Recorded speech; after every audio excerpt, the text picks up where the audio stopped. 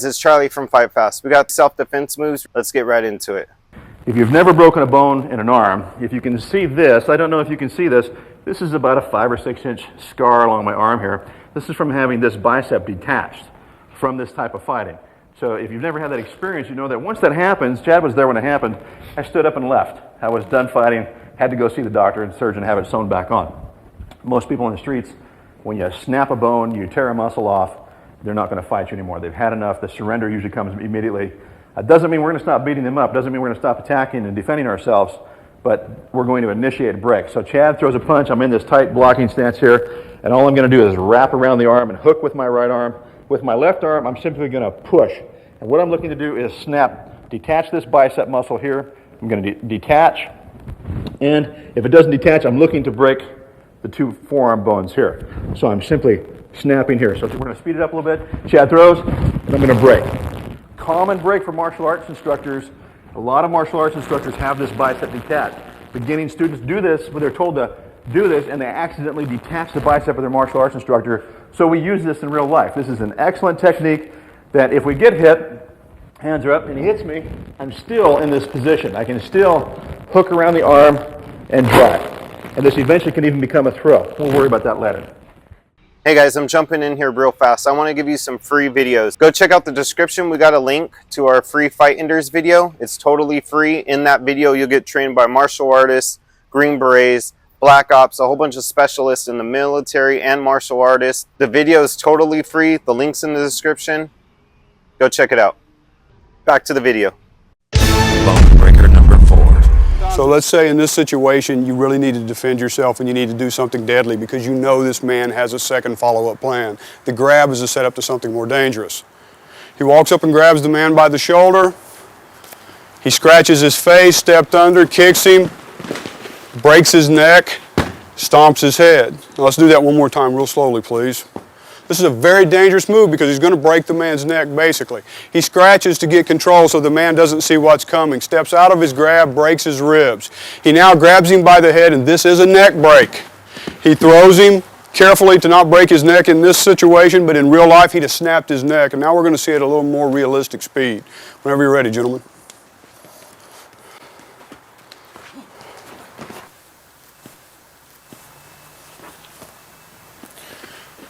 The physics of this neck break, when he starts to lift him over his back, because of the weight of his body, his neck can't support that. So the neck, the vertebrae is going to separate, and when he twists the head a little bit, it's going to pull him completely apart. So as he starts to do his move, right through here, his neck cannot support his body weight. So when he pulls him across his back, the neck's going to give before the body does because it can't lift it up.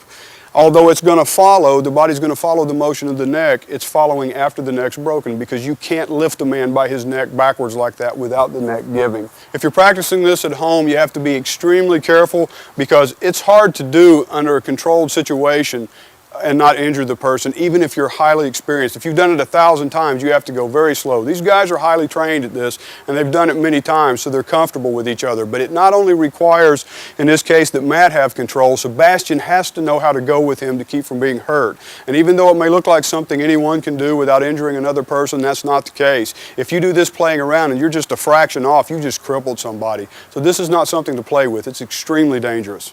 Bone breaker number 3. Okay, let's go through a basic submission flow. I'm going to start down here. I'm just going to use one of the most fundamental submission skills to teach you a basic understanding of submission science and to teach you some ways that you can finish your opponent down here. We're going to start with just what's known as the key lock. We call it the DWG, double wrist grab, shoulder crank, okay? So when I'm in position, this is the basic skill. Let me just show you what the basic skill is. I basically have my opponent's arm in this position, like an L frame. My hand is under here. I have his wrist.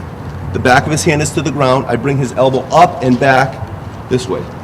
And at the end, you can slightly bring it in towards the hip. So watch, as I'm here, elbow comes up, comes back, and then comes in at the end, okay? That's the basic skill, but I'm gonna show you a couple ways that, how do we set this up? So, for example, remember when he was going for my eyes with this hand, when I felt him going for my eyes? At that point, just stay right here, at one point I can feel where this arm is, trace the arm, grab the wrist. Now if I grab the wrist, what I wanna do is take this hand and push this hand toward his head, drive off the ball of my right foot and reach with this hand so that I can lock this up. Now I've got the tricep extended and the arm's in a position where it's really weak, okay? Now, when the guy's arm is on the ground like this, a lot of times if you're on the concrete, it's difficult to get your hand under here, snake your hand under here. You're gonna have that friction cohesion of the surface of the concrete, so you can't move your hand, or you may get caught in the clothing or whatever. So once I'm here, one of the things I may do is actually lift his elbow. I might bite into the chest, causing him to flinch and bring the arm up, something like that, which is gonna create space so I can bring my hand under. Okay, once I got him here, now watch, I'm not gonna leave my head up like this because he could be getting to my eyes with this hand if this was for real. I'd keep my head here, try to bite me, try to get to my eyes, he can't do either, right? Now I'm gonna slip this hand, basically make like a U shape around his head. When I bring this around, I wanna put the back of my tricep against his jawline so that I'm checking the bite. If he sits up and tries to bite, just feed the bite. Anytime a person tries to bite, you don't move away from it because they may catch you. Just feed it. So try to bite my ribs, just feed it. Or I can drop my hip if I'm here. So if I have the arm locked here and he tries to bite, I just do this. If he tries to bridge me, he's gonna snap his arm in this position, okay? So if he's here, he will break his arm as he tries to bridge me. So one of the ways I can set this up, go for my eyes. I'm gonna tie this up, shift here, come here. There's my submission option, right there. Now there's other options. I can go into all kinds of fancy stuff. We're not gonna get into that, but if he's flexible, I may pop this up, go back for what we call a V-back, go to a wrist flex. You can go to a finger lock. I can split with a finger, put that on the ground, break the wrist. So there's all kinds of little cool things we can do here. You don't necessarily need all that stuff, okay? So once I'm here, I'm in position here. That's one option, is setting it up by off his attack. So he's trying to attack my eyes. I'm here, I grab the wrist, reach, grab, slide under, get my wrist. Now I've got that control. Try to pull that arm under. Very strong. Flip the arm around the head. I'm going to bring the arm around the head. So in this case, watch my right elbow. Comes around, right against the jawline. Be sure to keep the back of the hand, the metacarpal bones, flat to the surface of the ground if you can. He's going to feel it much more quickly. It's going to do more damage. You bring the elbow. Some people will tell you bring the elbow up and then back. Some people say bring it back and then up. Really, you can do them both at the same time. And once you get near the end, just create like a slight arc towards the hip. Okay, so watch this. We're in this position. The back of the hand is flat. Now watch. Don't let your left hand stay way down here. This makes your fulcrum a little lower. You're gonna get less leverage, okay? Reach over a little bit, like you're slowing down a motorcycle. Same thing with this hand. That's gonna put me in a much stronger position. Now watch, I put my head here, come backing up. Now when I'm done, I can lift the hand, break the hand on the ground, come back, and hit him with that submission follow-up. That's the finish. So I've already ripped his shoulder, then I'm gonna follow up and make sure he's definitely not a threat anymore, okay? So I'm in position here. So one way he's going for my eyes, I'm going to set this up here. Come in here, bring it around, come to there, okay? Another way, now sometimes you may not be able to do that on the concrete. It may be a difficult option, so I'm going to give you some other ones. Maybe you just see the arm in that position. There's a donation. Remember we talked about a donation? He makes a mistake. He just puts his arm there and going, hey, well, that's cool. You just kind of go right into it and catch him. If I can't get my hand under, realize I can manipulate this up. I can bite into the arm to cause the flinch. Whatever to get that hand under, okay? So that's another option, okay? Another way that I can make this happen is bringing this arm up and hitting him. If I start hitting him in the face, what's he gonna do? He's gonna bring his arm up. This is what I call a catch option. His hands come up, he's shielding his face from my arm. Look, as I'm here, I just bring this right under. Don't even reposition the hand. Just look at my form, it's right there. Try to pull that arm out of there. He can't get it out of there. I just pin that and lock him. So if I'm here, I start hitting him, he defends himself. If I catch it, fine. If I catch the arm, fine. If not, if I catch it like this perfectly, that's great. If I catch it like this, it'll still create the same effect. So that's another option. Another neat way I like to set him up is with a distraction. So if his head's this way, I can take my right middle finger, hook him in the eye sockets. Let's look at that for a second. I'm kind of blocking him. What's he going to do if I put my fingers in his eyes? He's going to want it out of there. He reaches up. As he reaches up, I take the hand. That was a bait. That was a strategic setup. I come in here, bring him around, and there's the submission. Bone breaker number 2. Now, basically this kick is delivered in a straight line, but it's to the side. So we are actually initiating this kick from a closed stance or parathesis, if you will. So I'm facing my assistant, Eric Hill. He's in position with his right leg forward, and my target is either the shin or the kneecap again. To deliver this kick, I'm going to use the blade or the entire flat of my shoe. So it's important here to have the right footwork to give this kick its potential power. And again, this is a ravaging, stomping type of blow. It is not a speed kick. It is not a snappy kick. This is meant to slice right through the knee to break the knee. So the footwork is I simply move in and chamber. Okay? Lead leg chambers up, rear leg moves forward. So I am attempting to close the distance or bridge the gap as quickly as possible. So this is the slide footwork that we've talked about before. It's not that you're jumping into this kick. You're simply sliding close to the floor, all right? And you want to make this smooth, very nimble, and the idea is to close this distance as quickly as possible. So it's a simultaneous action. Slide in, chamber. Slide in, chamber. Hands are up all the time. The body in this case is leaning slightly into the kick to add more leverage. And you get more power, more drive through in this kick. So again, the completion of the movement would be to come in, chamber, and then drive. Okay? Now, of course, if you're going to the kneecap, then you simply bend the knee of the supporting leg. But if you want to go lower, then you may have to bend this leg a little bit more to get to the lower target. So first to the knee, it's here, and then to the shin, a little more bend here.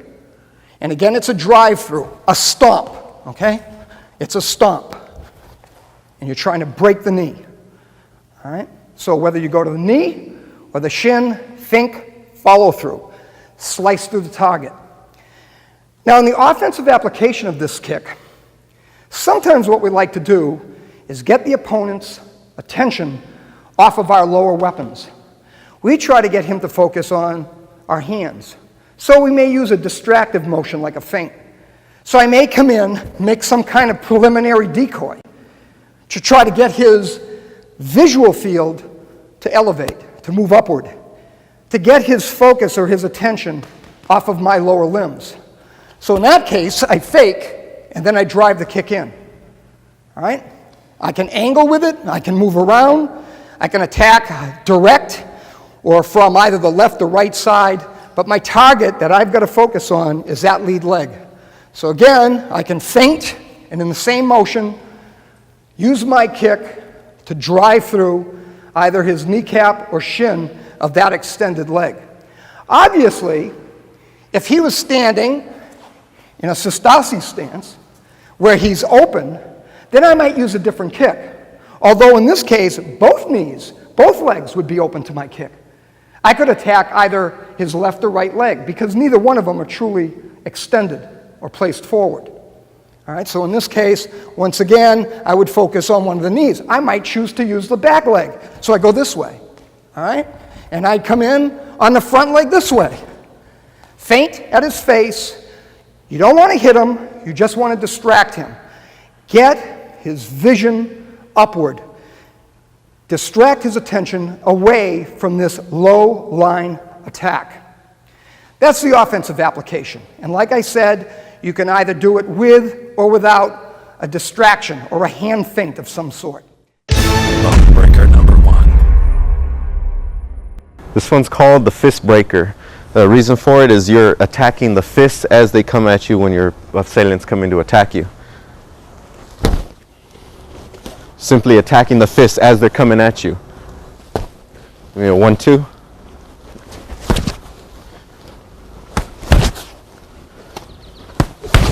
1, 2, 3.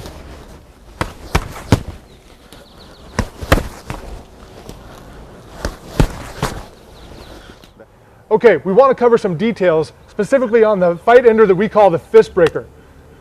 Jack, why don't you show me the details of this one real quick, and I'm going to ask you a few questions. So if I'm coming at you with the right cross?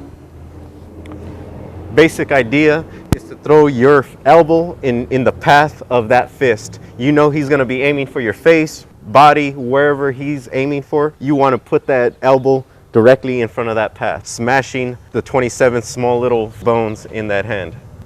Okay, this guy's been in a lot more combat than I've been in, but the few skirmishes I've been in and everybody I know that's a fighter, most of them have a scar going up the back of their left hand or their right hand almost all the time. The reason why is because these little bones inside the hand, they break really, really easy. And so you might go to karate class and they're doing all this stuff, you know, the jab, cross, hook, and everything else. All that comes from boxing. And the reason why it doesn't really work in the real world is because boxers take, what do they have, an inch of tape on each knuckle most of the time? It's about an inch. Okay, and then on top of the tape, they've got, what, a 16-ounce glove? Yes. That's a lot of padding, and boxers still break their hand, even with all of that padding and all that protection. So how many punches do you think you're going to throw to somebody's skull with these little tiny bones in your hand and come out unscathed? I can tell you, you're going to throw one. And after you throw that one punch, you're going to have a broken hand is what's going to happen. So the whole idea here is to try to help that guy break those bones in his hand. Am I right? Yes. Okay. Very right. So I'm throwing that right cross. Now what happens if you miss? If I miss, it doesn't really matter because you would deflect and go off to one side or the other, leaving me with an opening. So I want to give you some free videos. Go check out the description. We got a link to our free Fight Enders video. It's totally free. In that video, you'll get trained by martial artists, Green Berets, Black Ops, a whole bunch of specialists in the military and martial artists. The video is totally free. The link's in the description. Go check it out. Thanks for watching our video lessons here at TRS Direct. Hit the like button down below and consider subscribing to our channel here on YouTube. Hit the bell icon and we'll send you a notification when there's a new lesson available. Thanks again for watching.